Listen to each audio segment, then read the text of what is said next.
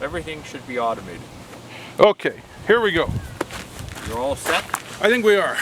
So, everyone out there in internet land, my name is Brent, this is James, and we're starting a new blog here today, first time.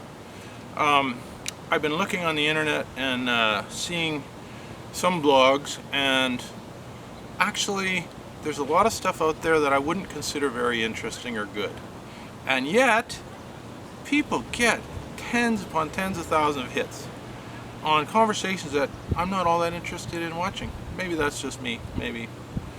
It must be just me, because obviously people are watching these internet blogs. But anyway, James and I had this idea. We'd sit around and bullshit about things, just like a lot of other people out there that are out there bullshitting about things. James and I have known each other for probably 15 years at least. And actually, we used to live together, didn't we? Yeah, that's right. We met. That's right. I think originally in about 2000 when I had my condo, and I was going to Ecuador for. Actually, I ended up going there for 4 months, and you came and stayed in my place. Yeah. I rented it from you for 4 months, and I stayed a couple after that when you got back, and then we moved on. Yeah, exactly. But we kept in touch, and we usually get together and argue politics. I'm a little left, he's a little right. I think I'm a little more right. Well, yeah, we'll get into that for sure. But anyway, we have coffee in the mornings frequently, and talk about the day's issues. So that's kind of what this whole blog is about. Just two Canucks hanging out. We're in Calgary, by the way, and chatting about the current issues and seeing if we can create an audience and ultimately make something interesting and fascinating and perhaps entertaining for you guys to watch out there. So James, why don't you tell us a little bit about kind of where we're physically at right now? Oh, okay. Well, we're at a place called North Glenmore Park, which is actually borders on the reservoir that feeds water system into the city of Calgary. It's about 30 to 40% of our water supply. It comes via the Elbow River out of the mountains. I'm just going to cut the video. Keep talking. And the other source of our water supply, of course, is the Bow River. But needless to say, this park is a beautiful place to sit and relax, see people, nice-looking girls, nice-looking girls. Two just went by. Yeah, I know. Don't get distracted, James. We're doing a blog here. For crying out loud. And we have sailboats out on the reservoir right now that we have a large contingent of them. So it's really a pleasant place to be, given the turmoil in the world that we have today, which is a scary place. But that being said, otherwise life is good in Canada. We have our moments, of course, but otherwise it's pretty good. Wouldn't you agree? I'm pretty optimistic. I think the world's in good shape. I don't buy into a lot of the negative stuff that comes out of U.S. politics these days. If you listen to those Republicans, I swear to God, you'd think the world was blowing apart in all sort of directions. But that's not my point of view. Why don't you tell me what was in the morning newspapers? Well, this morning we had a little thing about our mayor. He made a boo-boo in Boston over Uber, and so the ethics commissioner made him apologize directly, and he scolded him because it was not nice what he was saying. And anyway, the ethics commissioner... What kind of things did he say? Well, it was some of the things he was saying about the Uber people, and that their selections were using prostitutes and other kinds of issues to get contracts. Yeah. And so on the front page, and then he basically said, I screwed up, and he did. But given his popularity, I guess everybody will let this one slide as long as it doesn't happen too many times. Well, that's the thing. I think he was set up a little bit. I think a lot of that was in a taxi ride, and he was in some city like Chicago or Detroit. Boston. Was it Boston? And he got an Uber driver or something, and the guy had a video in the car taking videotape of him, and then he started talking about Uber and how he didn't like the Uber guys. And I haven't really followed it much myself, but The thing with Nenshi, though, you know, I think he's a pretty good guy, basically. You know, who's got a camera on them all the time? And when you're in a private moment and you're talking to somebody, you think it's off the record, and then it becomes on the record. That's pretty challenging to be completely politically correct always. Well, you can't. You can't be politic. But you know, they all live in a glass cage. Let's be honest. Every one of them. They do. Every politician or somebody in public life live in a glass cage. Oh, they do. And there's people just sitting outside waiting to break it. Well, and you know, it used to be in the olden days, you'd never ever have the thought in your brain that you were being videotaped. But nowadays, every place you go in public, you know, in the back of your mind, everybody's packing one of these cell phones, and they all can shoot pictures and video. And you know, the police are very aware of these things too, because every time police do something, all of a sudden 10 cell phones come out, and the cops are being videoed while they're arresting somebody or whatever it might be. And you know, so it's almost like we have to be guarded in our society nowadays about everything, because we're like a surveillance state. I swear to God, not from the state, but from just average citizens walking around going, "Oh, that guy, he's beating his dog. Here's a videotape of that. Let's post it on YouTube." And then all of a sudden, the guy's got death threats from people out there saying you shouldn't beat your dog. You know what I mean? Well, that's commonplace now, isn't it? That's what society has become, right or wrong. But when you look at the issues that are Keep talking. I'm just gonna. The issues that are going on in the world today, i.e. terrorism predominantly, people with cell phones that are taking pictures of issues that are going on are actually helping us in a way. Well, I know it could be an invasion of privacy, but what is your choice? Invasion of privacy or getting blown up by a bomb? You know, so I think in many ways, used properly, it's a good thing. But, you know, everybody has their, quite sure their own opinion on it. I don't know. Civil liberties groups. I don't know if I like it, where every time you're in public you're videotaped. You know, this whole thing with terrorism too. You know, yeah, there's terrorist attacks, and just recently, what day is today? Today's about July 26th or something? No, it's the today's the 26th. 26th of July. And the Americans are doing all their political stuff. They have their RNC, and they have the DNC is on right now. And they had these terrible shootings down in the States. Shootings of black men in particular in police custody. And there's a lot of them, like way too many. And then, all of a sudden, people had enough.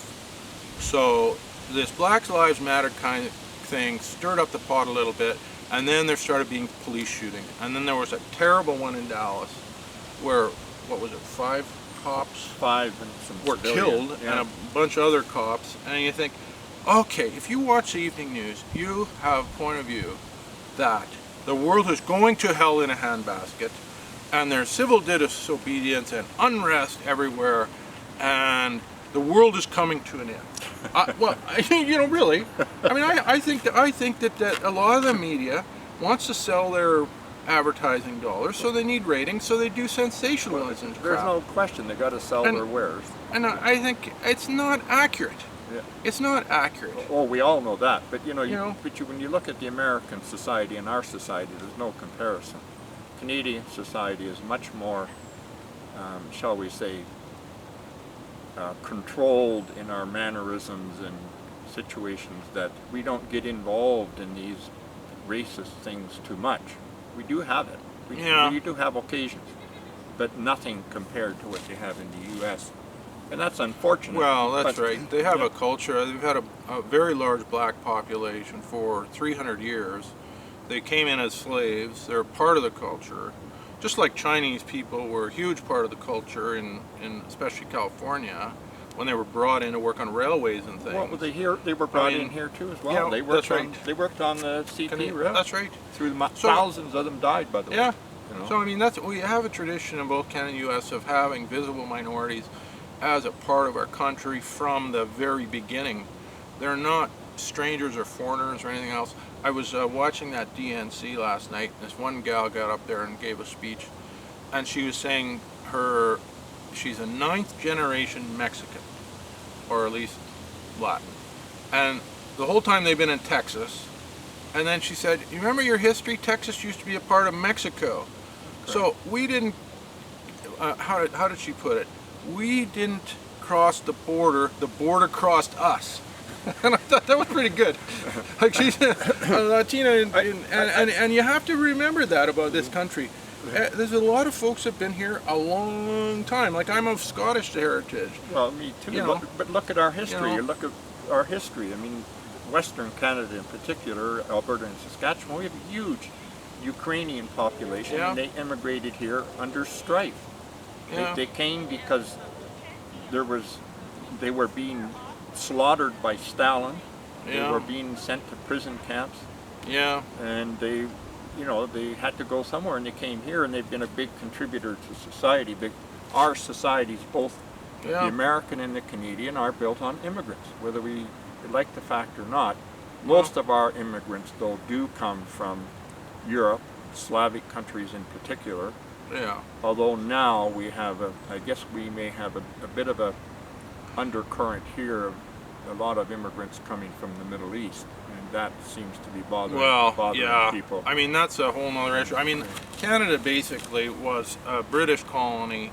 We got our independence 1867, but I think there was that kind of British idea that we need to keep Canada white, we need to keep Australia white, New Zealand white, of course India.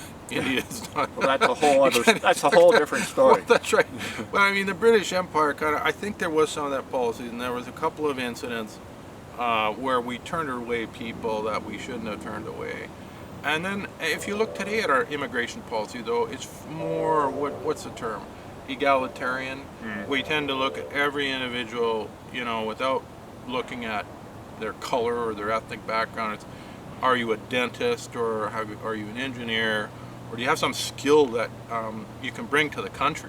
Well, that's kind of what our thing is now. So Canada is becoming less white. Oh, there's no question about it. It's way more diverse. Well, I mean, we are the minority. I'm talking about we're not the minority. You mean white people? Pretty close to it. Well, close to it. Oh, well, they're saying in another 10. Well, I should rephrase that. In about 20 years, we will be the minority. Oh, well, I think that's an exaggeration too, because I think we have what are Native people? 5-6%. We probably have only 1 or 2% black people. We've probably got. Well, we don't even have 1% black. I'm talking about Indians from Asian India and Pakistan. India. We got quite a few of those guys. Oh, we got thousands of them. We look Yeah, here. I know. We have a whole ghetto in the northeast of Calgary. Come on, be honest. It's not really a ghetto, but it is. You ever drive up there? Well, I know. I was a realtor. It's a whole different world, man. Well, it's different. Yeah, and this is Calgary. We're 1.2 million people. We're different parts of the city, but northeast Calgary is very much more visible minorities, ethnic groups, and Indians in particular. They have a huge mosque up there. The only thing I disagree with that whole concept is they should be assimilating. Some of them do, but most of them don't. Yeah. If you go up there, you would swear to God you were in Delhi, or you were in Karachi, or because they don't change their. Half of them don't even speak English. Don't have any idea. Well, yeah, that is a thing. I wouldn't totally disagree with you there. I think it's a natural human characteristic to stay with your own people. Sure, but your own family, your own extended family, your neighbors that are also whatever your ethnic group is. So they move in together, like into the communities. I know Edgemont in North Calgary is very Chinese. Yeah. I was a realtor. Actually, James was a realtor too. And so we know the city pretty well. And certain communities have large pockets of specific types of ethnic groups. We don't talk about it much in Calgary. Weren't you telling me the other day about kind of the west side there, right up by Bow Trail and Sarcee, where there's a lot of, I thought you said Polish people or something. No? You don't remember that? Okay. Oh, no, I was talking to Memorial Drive and Edmonton Trail down in that area. A lot of Italians, Polish people in there. Benchmark, or benchlands, or whatever they call it. What do they call it? No, it's not bench. Yeah, I know. Bridlewood. Not Bridlewood, that's way south. But anyway, getting Yeah. back to that whole thing about the ghettos we have developed, that destroys the whole concept of multiculturalism. Well, 'Cause keep talking. I'm just going to check this. Multiculturalism was designed for assimilation, and it hasn't. So far, it's worked a little bit, but it hasn't worked. It hasn't worked the way it should really work. You know, Well, how should it really work? Well, I think that when people come here, number one, they should learn the language and the customs because it is our country, Yeah. right? Yeah. And nobody's arguing the point that they don't keep their own customs where they come from at home. But in the general public, assimilation is the way to go because then you don't have these people that are feeling degraded. Yeah. You don't have people that are under strife. You don't have the Canadian-born population, and there is an undercurrent there. I don't care what anybody says. They despise it, but they don't say anything because Canadians are very polite people. Yeah. And we don't really get into the mass demonstrations and like they do in other parts of the world. If you know, yeah. and so we kind of stifle it. But it's there. Yeah, It's there. I think immigrants in Canada do pretty well. Oh, sure they Like have, they yeah. start businesses and they Yeah. prosper very well, and you will find visible minorities on any construction job site pretty much. They're into trades, and a lot of the professionals, professional areas, Well, doctors, lawyers, engineers. Well, this country is giving them huge opportunities. Oh, yeah. Come on. There's So, I no mean, the thing is, restrictions on that. You're not going to have an ethnic backlash if you have people doing pretty well. They've got their careers, they're able to support themselves and their family. Yeah. So, that is a big difference between us and the States, and we watch the States pretty Well, closely. even France. Look at France. Yeah. They've got huge, massive Muslim population, uneducated, no jobs. Yeah. And that's part and parcel of their problem. Exactly.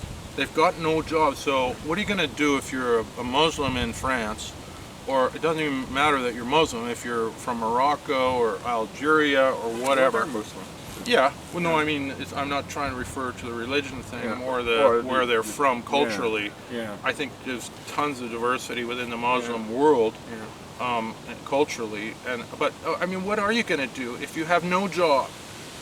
Well, you're going to hang out with your buddies, and you're going to probably think about crime. And they do. Yeah, They do. and is that much different than you and me if we had no jobs and no opportunity to support our families or whatever? I mean, you would contemplate that stuff. So I think it becomes a very big problem over in Europe. Well, we even have problems here too with Oh, lack yeah. of employment in certain aspects Yeah. of the. Well, look at our native society. I mean, Well- they're fighting it all the time. They are. That's a big challenge in this country. I mean, it's very hard for Native people. I think it's harder for Native people to integrate into our culture than even people that have come from overseas and come to Canada. Yes, because there's that stigma been attached to them, Oh. which is wrong. I know Yeah. lots of Indians. When I was hanging out with horse people for years, there was a few people that were there Yeah. from